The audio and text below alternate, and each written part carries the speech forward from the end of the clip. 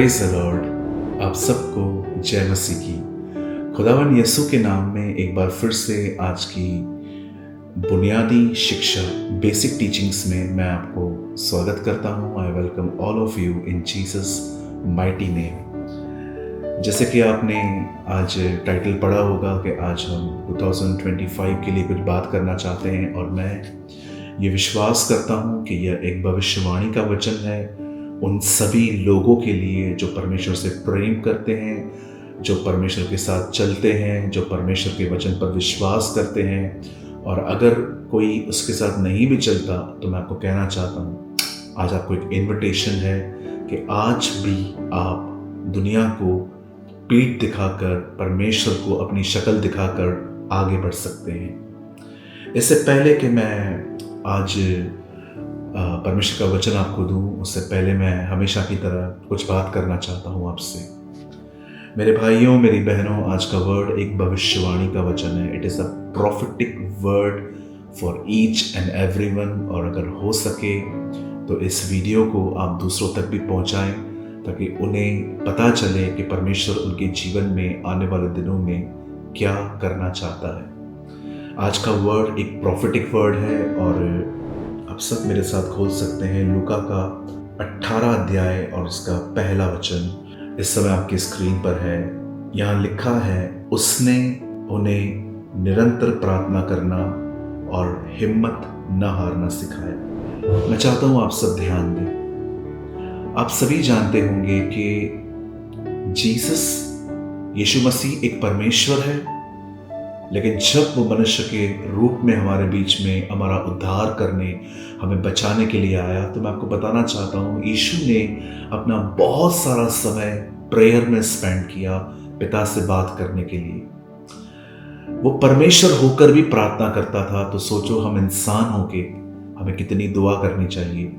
Jesus हमारे पापों के लिए मारे गए, गाड़े गए, जी उठे। लेकिन मैं आपको बताना चाहता हूँ, यीशु मसीह सिर्फ इसके लिए ही नहीं आए थे, लेकिन वो एक एग्जाम्पल हमारे सामने सेट करने आए थे कि एक इंसान को कैसे और किस तरह की ज़िंदगी जीनी चाहिए, उसे किस तरह का जीवन निर्वाह करना चाहिए। और बाइबल कहती है यीशु खुद भी प्रार्थना करते थे, और उसने अपने चेलों को सिखाया कि तुम्हें निरंतर प्रार्थना करना चाहिए और हिम्मत नहीं हारनी चाहिए।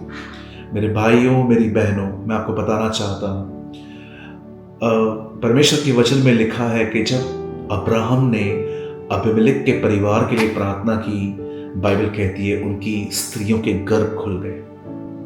अगर आप बाइबल को आराम से पढ़ें तो एलिया ने बाल के नबियों के सामने प्रार्थना की और लिखा है आसमान से आग गिरी। दानियल ने प्रार्थना की, अगले ही पल शेरों के मुंह बंद हो गए।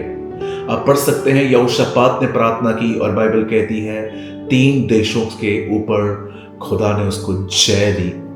अगर आप प्रभु के वचन को आराम से पढ़ें तो आपको पता चलेगा कि कैसे एलीशा ने प्रार्थना करके एक मुर्दे को जिंदा किया, एलिया ने आग मंगाई, नेहमिया ने दीवार बनाई सिर्फ 52 डेज में, क्योंकि ये दीवार बनाने का काम प्रार्थना और उपवास के साथ किया था। आज हम बहुत जगहों पे देखते हैं कि परमेश्वर के बहुत सारे जो लोग हैं वो प्रेयर करने में लेजी हैं। वे प्रेयर करने में अपने दिमाग को सेट नहीं करते, और जब वो प्रेयर करना बंद कर देते हैं, आहिस्ते आहिस्ते जो कुछ परमेश्वर ने उन्हें दिया है वो उसको लूज करते जाते हैं, वो उसे खोते जाते हैं। और अंत में एक टाइम ऐसा आ जाता है कि जब हमें खुदा बोरिंग सा लगता है। प्रभु में बढ़ने का मतलब हमें एक युद्ध की तरह लगता है। पर मैं आपको बताना चाहता हूँ मेरे भाइयों बहनों, खुदा ने आपको इसलिए नहीं बुलाया है ताकि आप पीछे से पीछे होते जाओ। बाइबल कहती है उसने तुम्हें इसलिए बुलाया है ताकि तुम अंश दर अंश बदलते जाओ, और तुम बदलते जाओ। क्या आप जानते हैं, जब पतरस ने, चेलों ने और दूसरे प्रेरितों ने, जब वो गत्समनी में थे, यीशु ने उनको कई बार कहा कि उठो, प्रार्थना करो कि तुम परीक्षा में न पड़ो। लेकिन बाइबल कहती है उन्होंने एक बार भी प्रार्थना नहीं की, और अंत में एक परीक्षा आई और सबको वहां से भागना पड़ा। प्रार्थना न करने वाले लोग, उन्हें वो कभी हालातों के सामने खड़े नहीं रह पाते। पतरस से तलवार उठाई उस समय। प्रार्थना न करने वाले लोग अपने गुस्से पे कंट्रोल नहीं कर सकते, न अपनी आंखों पे कंट्रोल कर सकते हैं। आज मैं आपको इस 2025 के लिए कुछ मैं प्रॉफिटिक वर्ड देना चाहता हूँ। मेरे भाइयों, मेरी बहनों, बड़े ध्यान से सुनिए। आज से बहुत समय पहले मेरे मोबाइल पर एक वीडियो आया जिसको मैंने ओपन किया और मैंने देखा कि दो बहनें हैं, और जब ये दोनों बहनें ट्विंस हैं, ये जुड़वा हैं, और जब दोनों ये बहनें जब माँ के पेट से बाहर निकली तो इनके जो सर थे, सर दोनों के, वो जुड़े हुए थे। एक ही नस, एक ही हड्डी थी, और इस तरह वो बाहर निकले। जब डॉक्टर ने उनको देखा तो डॉक्टर ये बात समझ गए कि ये बहुत ही नाजुक चीज़ है। अगर हम इन दोनों को अलग करने की कोशिश करेंगे तो हो सकता है दोनों मर जाएं, पर एक का मरना कंफर्म था कि इसमें से एक नहीं बच पाएगा। तब माता पिता ने एक निर्णय लिया। उन्होंने कहा, हम नहीं चाहते हैं कि हमारे बच्चों को आप अलग करो, इन्हें ऐसे ही रहने दो, जैसे भी होगा हम उनको पालेंगे। और जानते हैं, जब भी एक नींद से उठता था दूसरे को भी उठना पड़ता था। जब एक खाना खाता था तो उसको भी उठ के बैठना पड़ता था। जब एक वॉशरूम जाता था उसके साथ उसको भी जाना चाहता था। जहां कोई एक व्यक्ति जाएगा वो भी उसके साथ साथ जाएगा। मैं आप में से हर एक को बताना चाहता हूं, प्रार्थना और अभिषेक बिल्कुल ऐसे ही है। जहां प्रार्थना होगी वहां अभिषेक होगा, जहां प्रार्थना नहीं होगी वहां अभिषेक भी नहीं होगा। जब हम प्रार्थना करते हैं, परमेश्वर अपना अभिषेक हम पर भेजते हैं, और उस अभिषेक के कारण ही हमारे जिंदगी में जितने भी छुपे हुए बंधन हैं, जितने भी गढ़ हैं, जितनी भी चीजें जो अंदर दबी हुई हैं, मेरे भाइयों, मेरी बहनों, इन सारी चीजों को निकलना पड़ता है, इन सारी चीजों को बर्स्ट होना पड़ता है।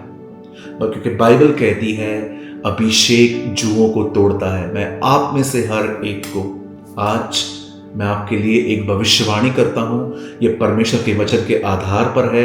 मैं आप में से हर एक को कहना चाहता हूं, अगर आप चाहते हैं कि आने वाले दिनों में परमेश्वर की महान सामर्थ, उसका अभिषेक आपके जीवन पे आए, तो मैं आप में से हर एक को कहना चाहता हूं, मेरे भाइयों, मेरी बहनों, प्रार्थना करने वाले व्यक्ति बने। याद रखिए, 2025 प्रार्थना करने वाले योद्धाओं का साल है।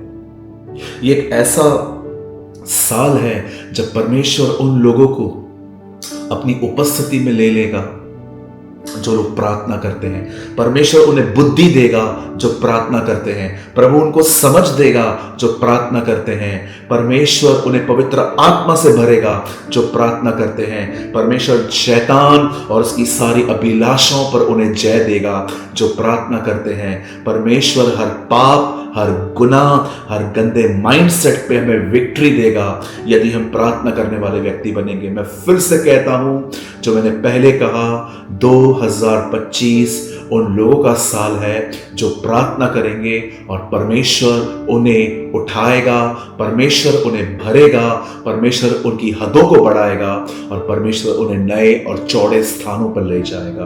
मैं आपको कहना चाहता हूं, जितना हो सके परमेश्वर से बात करिए, अपनी कमजोरियों के बारे में, अपने रॉन्ग माइंडसेट के बारे में, अपने उस जिंदगी के लिए जिसमें आपसे गुनाह होता है।